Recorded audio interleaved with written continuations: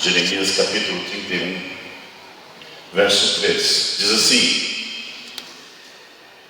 de longe me deixou ver o Senhor, dizendo: com amor eterno eu te amei, por isso com benignidade te atraí. Amém? Deus, em nome de Jesus, ainda que num pequeno número de pessoas, Pai, para nós o que importa é a Tua presença neste lugar. E por isso nós saímos da nossa casa. Muitos de nós, algumas pessoas aqui deixaram alguns afazeres ainda em casa, Senhor, para poder estar no Teu culto, glorificando e bendizendo o Teu nome e ouvindo a Tua voz. Por isso, Deus, fala conosco nesta hora. Usa a minha vida como um teu instrumento, Senhor, para que a Tua palavra seja ministrada nesta hora, Deus, e que o Teu Espírito Santo nos dê o poder, a unção, a graça de nós praticarmos essa palavra em nossas vidas, Pai. E que nós possamos ser abençoados nessa noite, Deus, em nome de Jesus, para o louvor da Tua glória. Pode se sentar.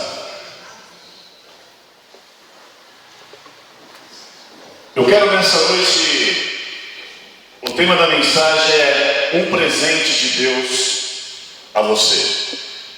Amém? O pastor Gonçalo até falou domingo que eu ia falar sobre Natal. Eu vou falar de certa forma sobre Natal, mas de uma forma um pouco diferente. Como introdução, irmãos, eu quero dizer para vocês que, apesar do Natal, no seu contexto, ser uma festa pagã, originalmente pagã, o cristianismo, de uma forma velada, convencionou, ou seja, adotou essa data como uma comemoração ao nascimento de Cristo. E eu creio que cada um de nós que estamos aqui, eu não sei se você de repente fez uma árvore na tua casa, não fez, e se você for fazer um estudo que eu fiz, você vai perceber que a árvore tem os seus sentidos, enfeites tem o seu sentido, o porquê de Papai Noel e assim por diante. Mas como Deus trabalha com intenção e não com ação, eu creio que você, ao trazer essa data para as nossas vidas, você não tem a intenção de idolatrar ninguém, você não tem a intenção de glorificar outro Deus que não seja o Senhor. E eu sei que cada um de nós que aqui estamos, nós vamos nos reunir com os nossos familiares, voltar para os nossos lares. Alguns de nós vão encontrar outros familiares, talvez numa outra casa, e vamos ter uma confraternização. Então a intenção nossa é simplesmente trazer o sentido de Cristo nas nossas vidas. E aí eu li um texto que fala sobre Israel. E Israel é a tipificação da igreja. Ou seja, Israel é o exemplo daquilo que seríamos nós. E nós como povo, e nós como pessoas. E a sua jornada nesta terra, a jornada de Israel, é uma ilustração da nossa jornada. E hoje nós somos o Israel de Deus. Por quê? Porque Israel era um povo escolhido, mas eles pecavam, eles erravam. E porque eles pecaram, e porque eles erraram, eles foram subjugados pelo Egito. Egito tipifica mundo, e Faraó tipifica Satanás. Muitos de nós, antes de aceitarmos Jesus, éramos presos por essas realidades. Éramos presos pelo mundo e éramos escravizados por Satanás através da nossa desobediência, através do nosso distanciamento de Deus e através do nosso pecado. Porque a Bíblia diz que todos pecaram e destituídos estão da glória de Deus. Amém? Então eu tenho que entender isso aí. E aí nós estamos numa data especial, falando sobre Natal. E Natal vem de natalício, ou seja, de nascimento. E nós estamos comemorando, trazendo a memória para nós o nascimento de Cristo. E aí eu quero dizer para você que o maior presenteado, como primeiro ponto, o presenteado sou eu e o presenteado é você. E eu vou te explicar por quê. Porque nós lemos esse texto. E esse texto fala de Israel e fala de coisas futuras daquela época que Jeremias escreveu. E tem um sentido especial para nós aqui nesta noite. E por que nós fomos presenteados? Primeiro, Porque esse texto mostra, nós vamos ficar do verso 1 ao verso 17, que, primeiro, quando Jesus Cristo entrou na nossa história, quando Jesus Cristo entrou nesta terra, quando Jesus Cristo nasceu, quando Jesus Cristo mudou a história deste mundo, quando Jesus Cristo principalmente entrou na nossa vida, primeira coisa, Ele trouxe descanso para a nossa alma. Olha o que diz o verso 1, verso 2 aí do capítulo 31. Diz assim: naquele tempo, diz o Senhor, serei Deus de todas as tribos de Israel, e elas serão meu povo. Assim diz o Senhor: o povo se livrou da espada, logrou graça no deserto, eu irei e darei descanso a Israel. Então o que Deus está falando aqui é que o primeiro presente que a gente teve, o primeiro benefício que a gente teve ao Cristo entrar na nossa história, ao Cristo entrar na vida do ser humano, ao Cristo entrar na verdade, na realidade de cada um de nós que aqui estamos, foi o quê? Foi o descanso para a nossa alma. Porque talvez muitos de nós, o próprio irmão Marcílio estava dizendo aqui no início que ele era uma pessoa nervosa, que talvez isso era fruto de uma inquietação, fruto de um desassossego da sua alma. Mas quando Cristo entra na história de alguém, e assim como Deus entrou no meio da história de Israel, Ele traz descanso para a nossa alma. E é por isso que nós, quando temos Jesus, podemos passar pelas maiores tribulações, podemos passar pelas dificuldades, podemos ouvir até mesmo um diagnóstico de um médico, e mesmo assim o nosso coração fica em paz, a nossa alma fica descansada, porque a nossa segurança está em Deus. Segunda coisa, um outro presente que a gente ganha, é um contexto, é um presente que traz vários benefícios para nós. Cristo é o presente para as nossas vidas, e esse presente traz vários benefícios. E segunda coisa é vida transformada. Olha o que diz o verso 4, diz assim: ainda te edificarei e serás edificada, ó Virgem de Israel, ainda serás adornada com os seus adufes, e sairás com o couro dos que cansa. Vocês estão entendendo? Então em Deus, assim como o irmão cantou agora há pouco, parece que não vai chegar. Talvez as pessoas olhem para nós e digam assim: você está há 10, 15, 20, 30 anos na igreja, e a sua vida não mudou muita coisa.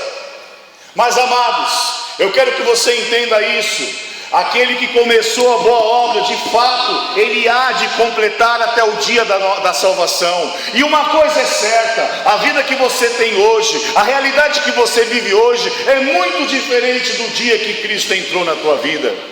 Então por isso esse presente que vem para nós, ele traz essa realidade de uma vida transformada. Porque é isso que Deus está falando a Israel: ainda te edificarei. Ou seja, olha, eu sei que há imperfeições em você, Ronaldo. Eu sei que há coisas em você que são desagradáveis. Eu sei que há situações que precisam ser moldadas. Eu sei que há condições na sua vida, nos seus pensamentos, na sua maneira de agir, na sua maneira de pensar, que precisam ser tratadas. Mas eu sou o Deus que tem a condição de fazer todas essas coisas serem transformadas na sua vida. E Deus quer fazer a mesma coisa com você. Ele sabe quem você é, Ele te conhece como ninguém, Ele conhece você melhor do que você mesmo. E por isso Ele pode entrar na tua história e transformar a tua vida como nenhuma outra pessoa pode transformar. Às vezes a gente que é casado fica assim: não, eu vou mudar nisso, eu vou mudar naquilo, eu vou mudar naquilo outro. Mentira. A gente mente. Isso é mentira. Homem não muda coração de homem, mas o Deus que faz coração de homem muda o coração desse homem. Deus é aquele que transforma as nossas vidas. Talvez você já tenha feito isso, mas se você tiver essa curiosidade, pega uma foto sua de quando você não tinha Jesus, e pega uma foto hoje. Uma coisa é certa: o brilho da tua vida o brilho do teu rosto hoje é muito diferente do tempo que você não tinha Jesus. Isso é fruto de uma vida transformada. Terceira coisa, prosperidade. É ruim falar de prosperidade, né? Parece que é pecado ter prosperidade na igreja. E tem alguns aí que são profeta do caos. Que é isso, crente. Aí vive os extremos. Teologia da prosperidade e teologia da pobreza.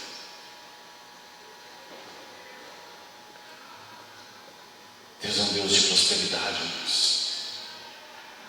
E eu e você precisamos aprender a tomar posse disso.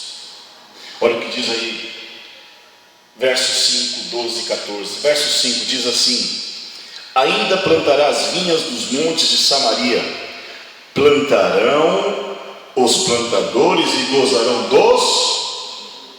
Ou seja, vocês vão plantar, vocês vão trabalhar, mas vocês vão colher os frutos daquilo que vocês estão plantando.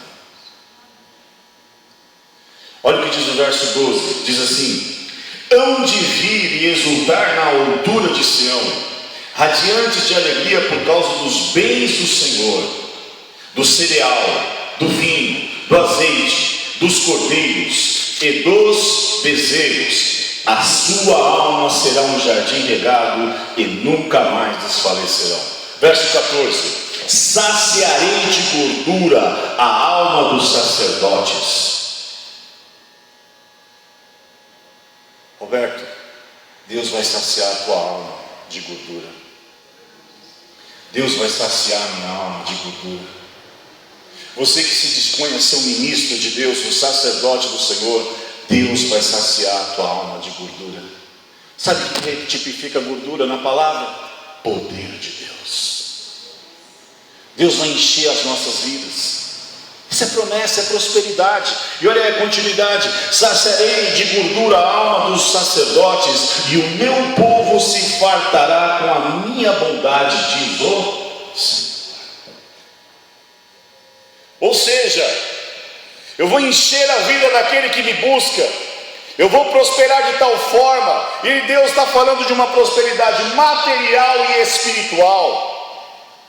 A material por quê? Porque olha que diz lá: vocês vão plantar, mas vão colher e vão desfrutar do que vocês estão plantando. No verso 12 diz assim: hão de vir e exultar. O que é exultar? É se alegrar, é ficar feliz, é ficar transbordante, radiante de alegria.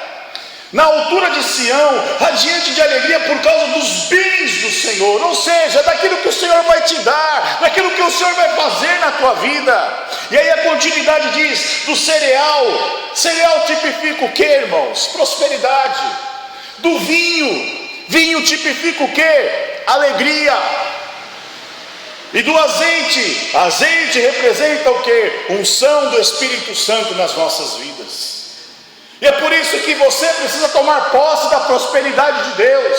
Uma prosperidade equilibrada, uma prosperidade onde Deus sabe onde você põe as plantas do seu pé, e onde você põe a planta do seu pé, aquele lugar se torna santo, e por causa da tua presença naquele lugar, Deus abençoa. Porque se você ler lá no livro de Deuteronômio, a Bíblia diz que Ele é aquele que dá o dom de adquirir riquezas. A Bíblia também diz que Ele faz prosperar todo o empreendimento da sua mão.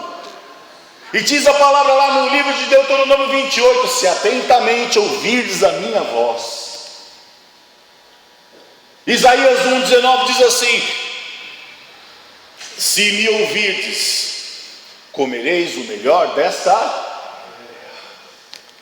Então a gente vive dois extremos. Por um lado, não, nós não podemos ser prósperos, a teologia da prosperidade. Não estou falando disso, irmãos. Eu estou falando de uma troca, de você pegar a sua chave do seu carro, jogar no altar e falar: Senhor, agora me dá o melhor. Não, é você colocar, como nós fizemos nos cultos de quarta aqui: Senhor, eu tenho sonhos, eu tenho planos, e a tua palavra diz que o Senhor é aquele que coloca sonhos na nossa vida. Então, se eu estou sonhando isso, é porque o Senhor está permitindo. E a palavra do Senhor diz que aquele que é poderoso para fazer infinitamente mais do que aquilo que nós pensamos e projetamos na nossa vida. Então eu começo a entender isso, e entender que Deus vai estar comigo, Deus vai estar na minha faculdade, Deus vai estar no meu negócio, Deus vai estar no meu trabalho, Deus vai estar comigo na minha família, Deus vai estar comigo no meu ministério, Deus vai estar comigo onde eu estiver, e eu vou andar com Ele, e caminhar com Ele, e viver em sociedade com Ele. E quando isso acontece, meu irmão, não tem inferno que segure a prosperidade do povo de Deus. Por que Israel sofria? Porque Israel desobedecia a Deus. É simples. Agora, se eu sirvo ao Senhor, se eu obedeço a sua palavra, se eu obedeço os seus mandamentos, é direito meu, é minha herança tomar posse daquilo que Jesus conquistou na cruz. E quanto a nós sacerdotes, e quanto a minha vida, e quanto a vida do Roberto, e quanto a vida dos presbíteros, e quanto a vida dos pastores, e quanto a vida até mesmo dos diáconos, e quanto a vida dos músicos, e quanto a vida de cada um de vocês que se levanta para ser um sacerdote no altar de Deus, Deus vai te fartar de gordura, de poder e de unção, para que o desânimo, para que o cansaço espiritual, o cansaço físico caia por terra na tua vida em nome de Jesus, e você seja um instrumento de Deus para a glória dele. Quarta coisa, alegria traduzida em um canto de vitória. Olha o que diz o verso 6 e 7.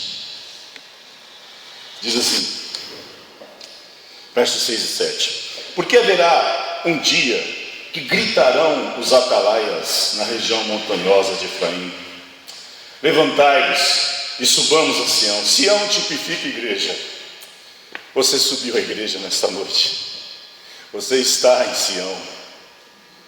E subamos a Sião, ao Senhor nosso Deus, porque assim diz o Senhor: cantai com alegria, ó Jacó, cantai com alegria, ó Gustavo, cantai com alegria, ó irmã Maria, cantai com alegria, ó irmã Antônia, cantai com alegria, ó irmã Ângela, exultai por causa da cabeça das nações, proclamai, cantai louvores e dizei: salva, Senhor, o teu povo, o restante de Israel. E olha o que diz o verso 13, diz assim: então a virgem se alegrará na dança, e também os jovens e os velhos, tornarei o seu pranto em júbilo, e os consolarei, transformarei em regozijo a sua tristeza. Vocês estão entendendo? Então, quando nós recebemos Cristo, Ele é um presente tão maravilhoso que no bojo disso tudo também vem o quê? Alegria traduzida em um canto de vitória. E por isso nós podemos entrar neste lugar e levantar a nossa voz e dizer: grande é o nosso Deus.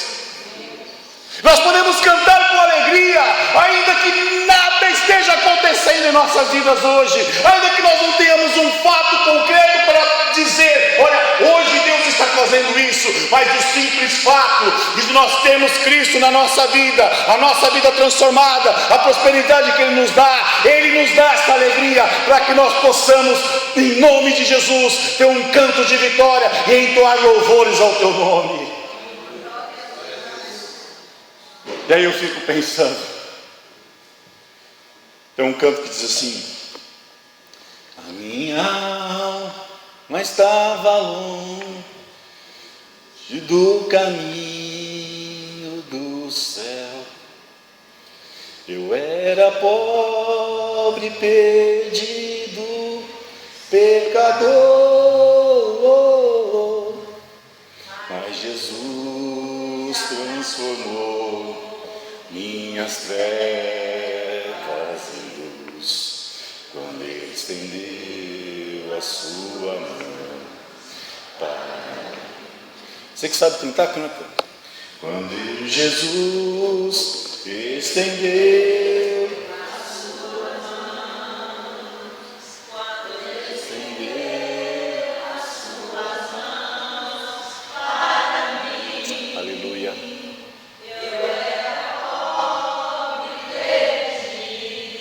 Sem Deus, sem Jesus, quando Ele estendeu a sua mão agora? Agora regozijo desde que na tempestade eu posso sossegar, pois com Ele estou liberto do perigo e do mal. Ele estendeu a sua mão. Aleluia.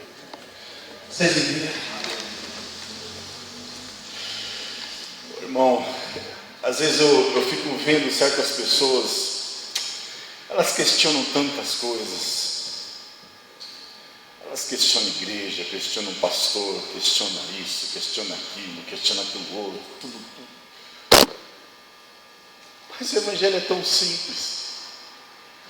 O Evangelho é a história de um Deus que entrou na história da humanidade, que encarnou a sua natureza, que nos entendeu como nenhum homem consegue entender, e estendeu a sua mão para nós.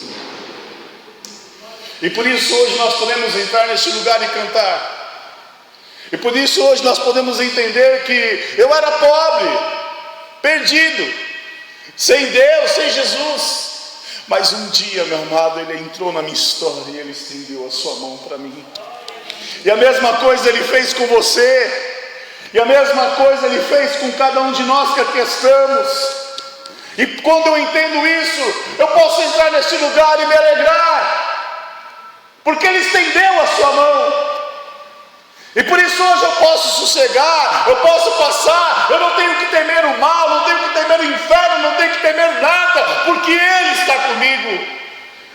E por isso eu posso me alegrar e cantar um canto de vitória. É por isso que tem um salmo que diz assim: na presença dos deuses e dos poderosos, eu cantarei louvores ao Senhor. Ainda que eles me mandem para a morte, eu continuarei cantando louvores ao Senhor. Porque viver para mim é lucro. Porque viver para mim é Cristo, mas morrer para mim é lucro. Porque eu morrendo estarei mais próximo do meu Senhor. Porque a nossa esperança não está só nesta vida, a nossa esperança não está só nessa terra, a nossa esperança está no céu, a nossa esperança está na salvação, que um dia Ele há de concretizar nas nossas vidas. Quinta coisa,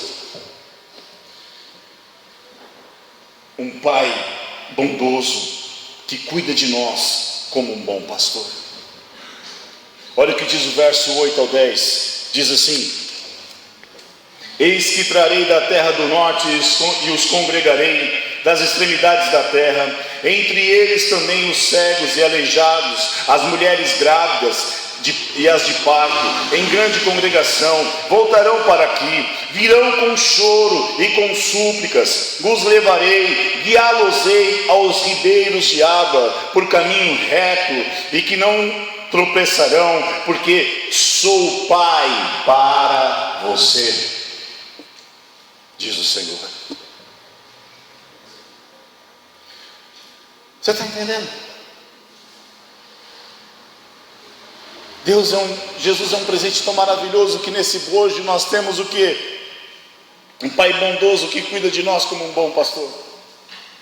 Porque olha o que Ele está dizendo: virão gente aleijada, cego, virão gente estrupiada, arrebentada pela vida, chorando, lamentando as suas dores. Verso 9: virão com choro e com súplicas. E Ele diz: os levarei, guiá-los-ei aos ribeiros de água por um caminho reto, que não tropeçarão, porque sou Pai para Israel, sou Pai para você. Efraim é meu primogênito. Ouvi a palavra do Senhor, ó nações, e anunciai nas terras longínquas no mar, aquele que espalhou a Israel o congregará e guardará como pastor ao seu rebanho. Você é ovelha de Jesus? Você é ovelha de Jesus? Então Ele está dizendo nessa noite que Ele vai te guiar a águas tranquilas. Você não vai tropeçar, ainda que as dificuldades batam na sua vida. Ele vai estar com você para te guardar neste caminho. para que você sacie a tua alma nesse ribeiro de água. E ele, no final do verso 10, diz assim: congregará e guardará como pastor ao seu. O que o pastor faz? O pastor, o bom pastor, é aquele que tem 100 ovelhas, uma se perde. O que ele faz? Ele deixa as 99 em segurança, fecha a cerca e vai atrás daquela uma. Quem sabe você está aqui nessa noite e meio que capenga na tua vida espiritual. Deus está buscando a tua alma, Deus está buscando a tua vida. Quem sabe alguns que estão aqui e você tem orado, e você tem, o seu coração tem ardido, e você não sabe porquê. Saiba que é o Senhor colocando você como intercessor desta pessoa, desta vida. E como é bom, irmãos, eu não sei se o Ricardo sabe, mas como é maravilhoso. Ontem eu mandei uma mensagem para uma determinada pessoa, ele sabe de quem eu estou falando. E aí, como é que você está? Ele falou assim: uma pessoa que teve o seu casamento destruído. E um dia o Ricardo levou essa pessoa em casa, nós conversamos, oramos, choramos junto. E a pessoa dizer assim: olha, Deus foi tão maravilhoso que eu pude conversar com a minha mulher e nós nos demos uma nova chance. E hoje nós voltamos e vamos viver uma nova vida. Isso não tem preço, irmão. Por quê? Porque Pai, Deus é um Pai bondoso, que cuida de nós como um bom pastor. A vida pode parecer ser do controle, a vida pode parecer estar fora do controle do próprio Deus, mas Deus é aquele que vai lá, puxa para si, e se estivermos feridos, Ele é aquele que vem, passa óleo, limpa a ferida, cura a ferida, para que a gente possa ser revigorado, e sendo revigorado, possamos ser colocados de novo no aprisco, e juntamente com todas as outras ovelhas, continuar essa caminhada. Porque Deus é um Pai bondoso e Ele cuida de nós como um bom pastor. Sexta coisa, já estou encerrando, já acaba. Libertação. Olha o que diz o verso 11, diz assim, presta atenção nesse versículo. Verso 11: porque o Senhor redimiu a Jacó, porque o Senhor redimiu a Ronaldo, e o livrou da mão do que era mais forte do que ele. Mateus 4,16 diz assim, Mateus 4,16 diz assim: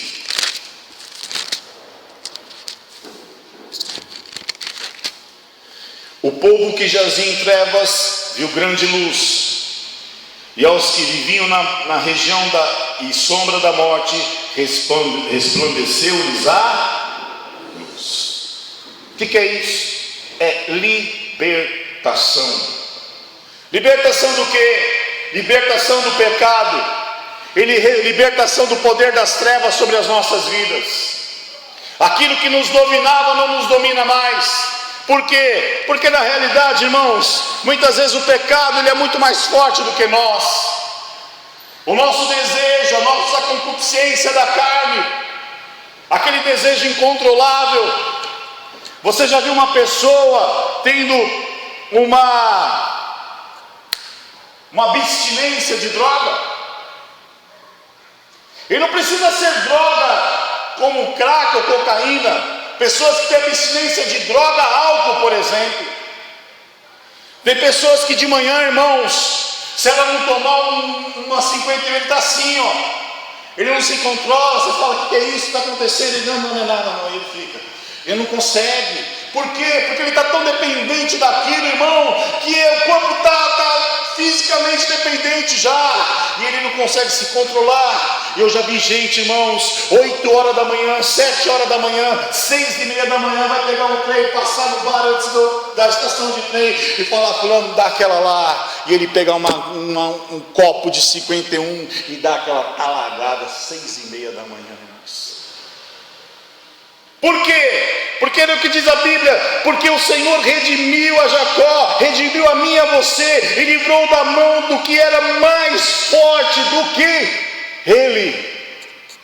É por isso que a palavra de Deus diz no livro de Colossenses capítulo 1, verso 13, que Ele nos transportou do império das trevas para o reino do Filho do seu amor. Ou seja, Ele nos redimiu, Ele nos libertou daquilo que era mais forte do que nós. E é por isso que hoje nós temos situações na nossa vida que muitas vezes é uma fraqueza que nós temos, mas nós temos condições de dizer: não, eu não quero, eu não preciso disso. Por quê? Porque o Senhor nos redimiu, Ele nos libertou do poder do pecado, Ele trouxe perdão do pecado. E ainda que o inimigo queira nos acusar, ainda que o inimigo queira lançar em rosto o nosso passado, aquilo que fazemos, se nós nos arrependemos de fato, irmão, não tem diabo que possa nos condenar, porque é o perdão de Deus, é uma realidade sobre as nossas vidas. E a palavra de Deus diz no livro 1 João capítulo 1, verso 7, que se nós confessarmos os nossos pecados, Ele é fiel e justo para nos perdoar e nos purificar de toda injustiça. 1 João capítulo 1, verso 9, e o sangue de Jesus Cristo nos purifica de todo o... Eu não vou lembrar no livro de Hebreus, se não me engano no capítulo 8, dos seus pecados, eu já não me lembro mais. Sabe quem lembra o nosso pecado? É o homem, é o pastor, é o presbítero. Gustavo é uma bênção, mas tem um porém.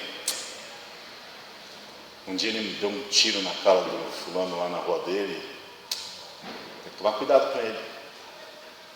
Essa maldição não está sobre a sua vida, em nome de Jesus. Eu sei que você não fez isso, estou só dando um exemplo.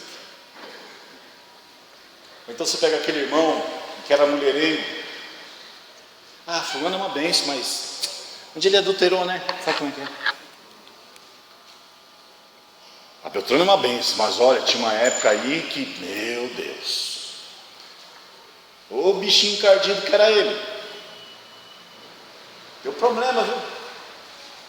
De vez em quando você tem que pôr a mão na cabecinha dele para expulsar uns demôniozinhos. Já percebeu que o homem sempre tem um porém em relação ao outro?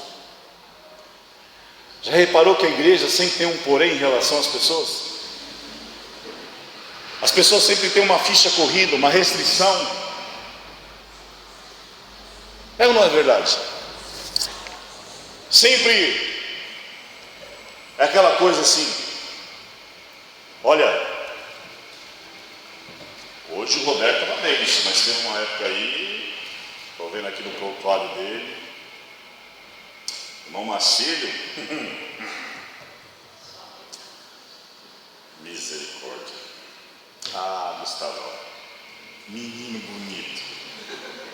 Ô menino bonito. Eu estava vendo aqui na fichinha dele que ele era terrível, viu? Terrível. Não é assim que o homem faz?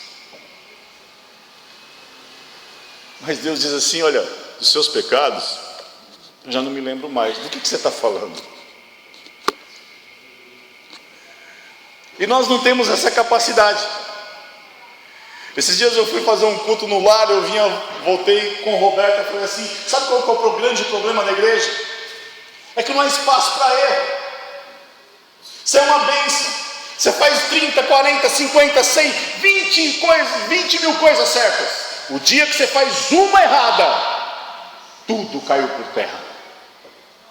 E aí, irmão, desculpa a expressão que eu vou usar, nós somos jogados fora igual um absorvente ou um bombril. Não serve mais. Mas isso é o homem. Eu olho para a palavra e Deus não é assim. Quantas vezes Israel pisou na bola? Quantas vezes Israel pecou contra Deus? Olhe para a vida de Davi. É o único homem da palavra que é chamado homem segundo o coração de Deus. Mas no nosso conceito humano, ele não é exemplo para nós. E mesmo assim ele era um homem segundo o coração de Deus. E Deus nessa noite está sondando corações e dizendo: eu te libertei, meu filho. Eu te libertei do poder do pecado. Eu te perdoei os seus pecados. E não somente te perdoei, como eu te purifiquei. Então não aceite condenação do diabo, não aceite condenação humana, porque eu é que sou Deus sobre a sua vida. A última palavra sobre as nossas vidas, sobre a nossa realidade, vem de Deus. Sétima coisa: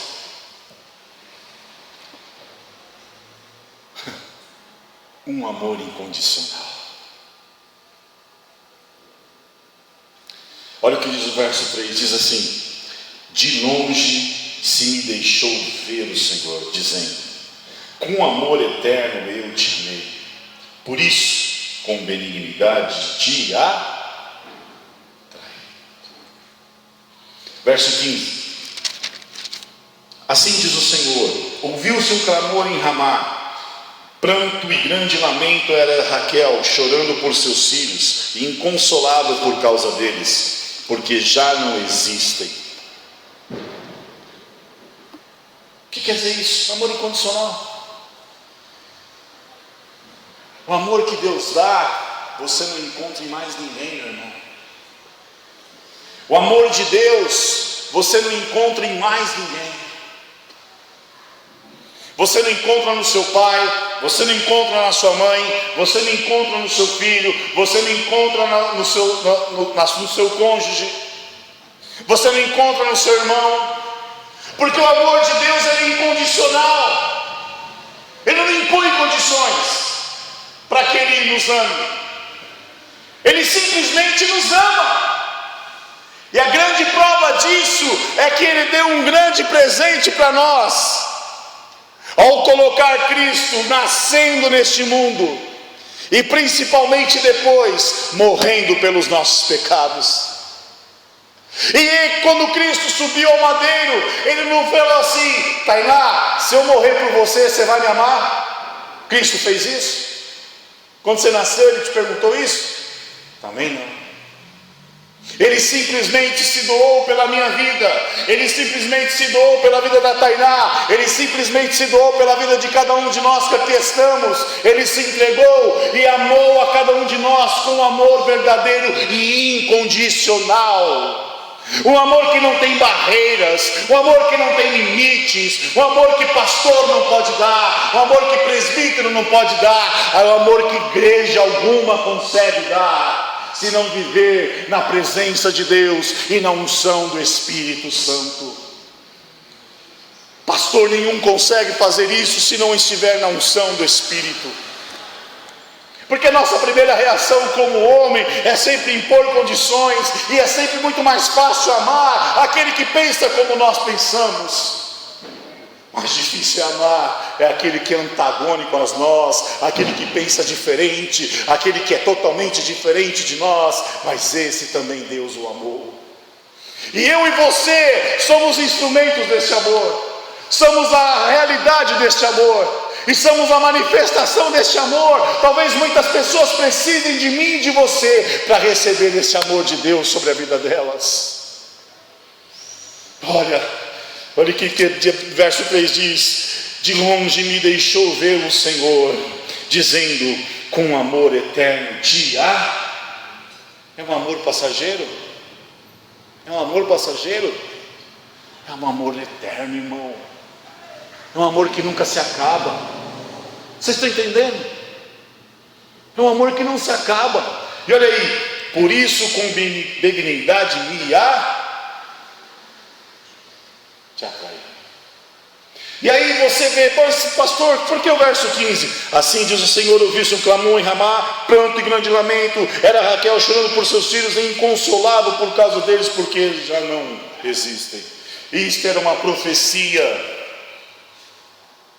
que se cumpriu no tempo de Herodes, quando Cristo nasceu, que houve a matança daquelas crianças, que Herodes fez um decreto que pediu para que matasse as crianças de 0 a 2 anos. Era uma profecia desse tempo. Mas Deus não é um Deus que está ali aos nossos problemas, porque nesse mesmo tempo Ele levantou o autor da vida, Ele levantou o pão vivo que desceu do céu, que é Jesus Cristo. Agora,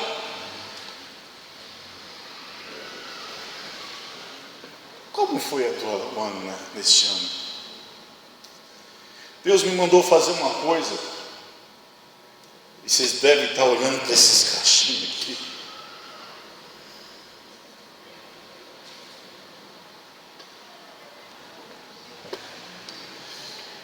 Deus está dizendo para você: o maior presente que você poderia receber na sua vida, eu já te dei, que é o meu Filho Jesus. E é um presente que te preenche, que te completa. É um presente que pode te possibilitar todas as outras coisas que você pode imaginar na tua vida. Porque talvez alguns de nós que aqui estamos, olhe para a tua vida e fale assim: eu nunca me imaginei estar no estágio que eu estou hoje. Irmãos, há mais ou menos uns 6, 7 anos atrás, um amigo meu, amigo, mas aquele amigo de contar confidências, ele me fez chorar. Um dia eu fui na casa dele, a primeira esposa dele tinha falecido, ele tinha se casado com uma nova esposa, eu fui conhecê-la. E conversa vai, conversa vem. No meio da conversa, e eu passando por inúmeros problemas, ele virou para mim e disse assim, desse jeitinho: o tempo de Deus passou na tua vida. Irmão, aquilo foi uma bomba. Parece que eu tomei um soco do John Jones, que é, o camarada é embaçado. Parece que eu tomei um soco dele. Aliás, soco não, pior, parece que eu tomei uma cotovelada dele. Eu saí da casa dele zonzo. Eu saí da casa dele, e por um tempo aquela palavra, ela penetrou na minha alma.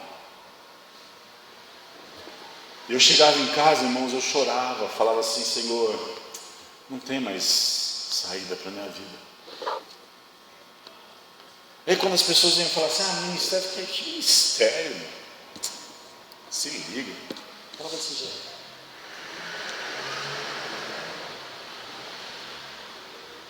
Mas Deus não desistiu de mim. E hoje eu estou aqui pregando nessa noite para a glória dele. Porque não é o homem que determina o fim da tua vida. Não é o homem que decreta o fim da tua história.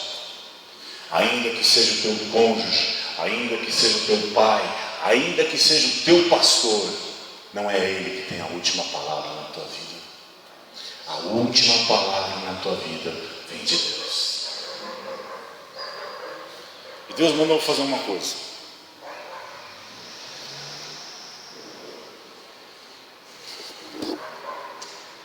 Deus te deu um presente.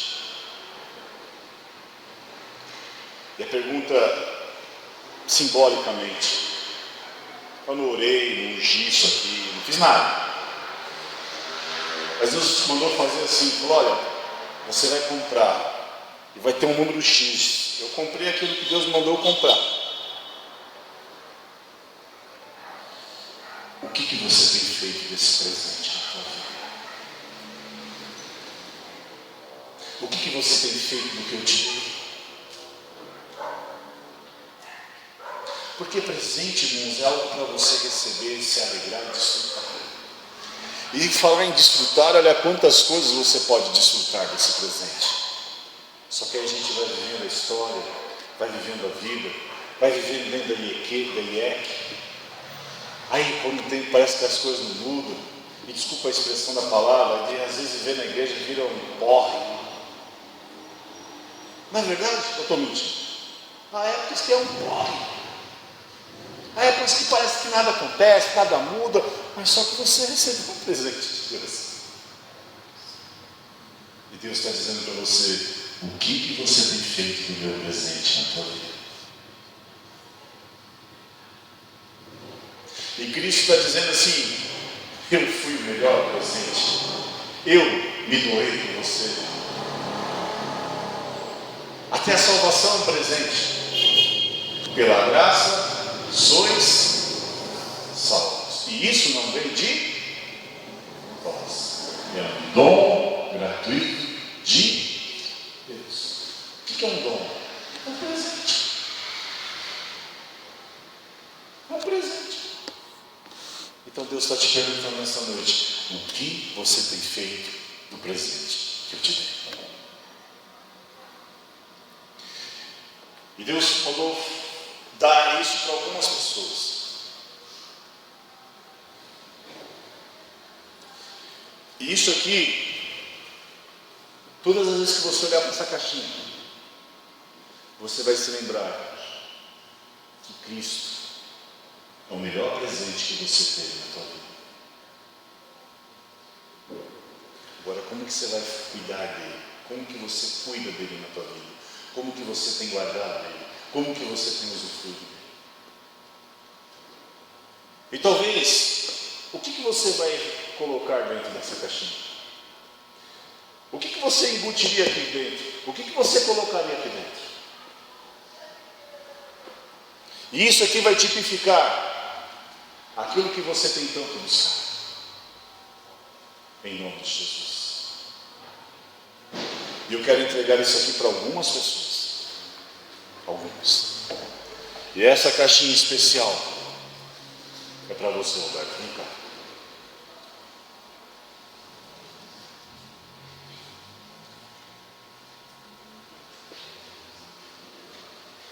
Eu quero que você, Deus mandou dizer para você o seguinte: a unção que um dia eu coloquei na tua vida, eu jamais vou retirá-la.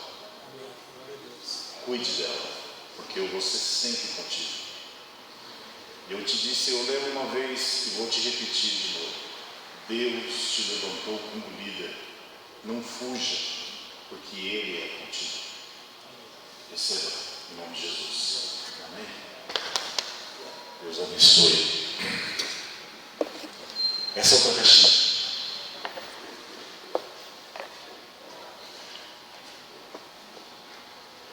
É para você, Carana. Vem cá.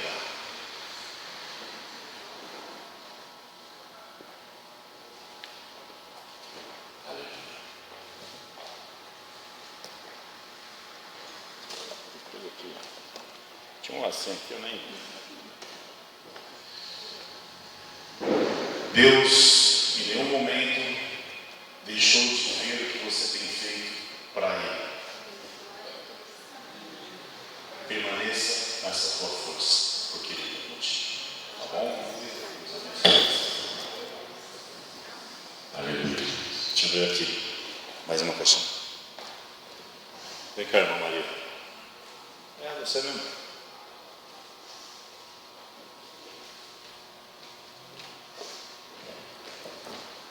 Tinha um lacinho que eu nem vi. Fala já.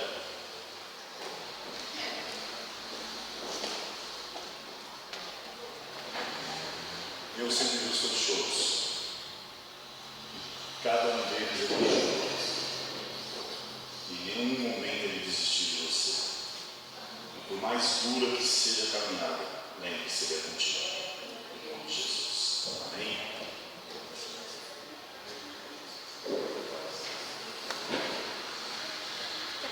Aleluia. Deixa eu ver. Glória a Jesus. Opa!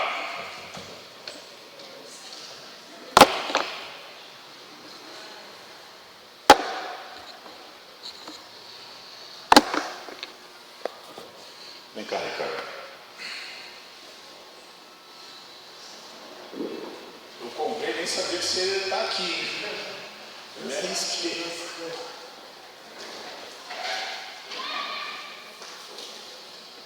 Deus mandou dizer para você: é simples, eu não desisti de você.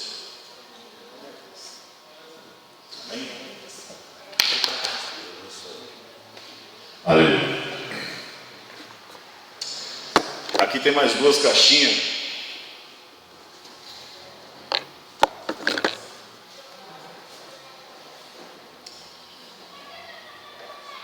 E Deus mandou dar para 2 pessoas que não estão aqui.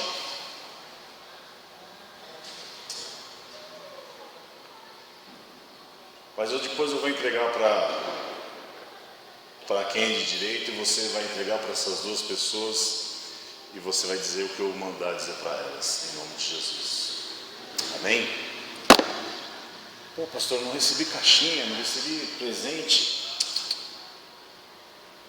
Deus mandou dizer para você: o mesmo Deus que é com eles é com a tua vida. O mesmo Deus que escreve a história deles, escreve a sua. Eu sou o maior presente que você poderia ter. Agora, para finalizar, quando a gente recebe presente, a nossa intenção primeira é agradecer, correto? Segundo, é retribuir. Você fala assim: poxa, fulano me deu um presente, um dia eu quero retribuir a ela. Então, como é que você pode retribuir a Deus? Primeiro, deposite nele sua esperança. Sabe por que a gente se desanima na igreja? Sabe por que a gente fica a épocas capenga, querendo desistir? É porque a gente deposita a nossa esperança em homens. A gente deposita a nossa esperança em pastores. A gente deposita a nossa esperança em pessoas. Homens, pastores, pessoas não podem responder às nossas orações. Então deposite a sua esperança em Deus. Versos 16 e 17 diz assim: assim diz o Senhor, reprime a tua voz de choro e as lágrimas dos teus olhos, porque a recompensa para as tuas obras, diz o Senhor, pois os teus filhos voltarão da terra do inimigo. Há esperança para o teu futuro, diz o Senhor. Então Deus está dizendo: reprime, é bom chorar, chora mesmo, principalmente quando você estiver aos meus pés, diante do meu altar, chora, se derrama, mas só que tem um porém, chega uma hora que você tem que parar de chorar. Reprime, para de lamuriar, para de só ver problema, para de só ver dificuldade, porque eu que sou o Deus dessa história, e se você depositar a sua esperança em mim, vai ter esperança para o teu futuro.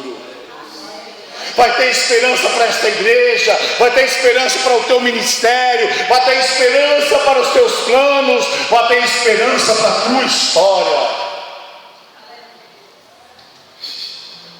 Em segundo lugar, de forma bem simples e direta, seja você um presente para Deus. Seja você um presente para Deus. E se pudesse, se isso fosse possível, que cada um de vocês que receberam essa caixinha, que cada um de nós pudéssemos pegar uma caixinha e se embrulhar para Deus e dizer: Senhor, eu sou um presente para Ti. Eu sou um presente para o Senhor. Eu quero ser tudo que o Senhor gostaria que eu fosse. Será que você pode dizer isso nesta noite? Será que você pode declarar com a tua alma e dizer: Senhor, eu quero ser tudo que o Senhor quer que eu seja. Eu quero escrever a minha história com os teus dedos. Eu quero escrever a minha história com o teu pensamento, dentro da tua realidade. Eu quero que os meus planos, quem sabe, fiquem até mesmo de lado, para que o seu se cumpra em mim. Seja você um presente para Deus. E Deus como Pai, e você como filho, como que você se coloque no lugar de Deus agora? Se você fosse o pai da história, olhando para a tua vida, como que você se enxergaria? Será que você teria prazer em si próprio? Será que você teria prazer na vida que você tem levado diante desse Pai? Será que você tem o agradado? Será que você tem cumprido as suas vontades? Será que você tem cumprido os desejos do seu Pai? Será que você tem obedecido? Será que você tem construído uma história dentro da vontade dEle? É uma coisa para eu e você pensarmos, mas o mais importante é que eu e você recebemos um presente de Deus.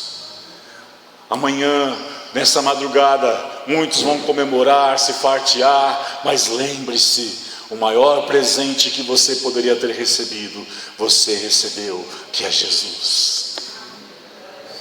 Ele é o aniversariante, mas o presenteado é você. Fique de pé em nome de Jesus. Em nome de Jesus. Coloca a mão no teu coração. Gostaria de orar com você.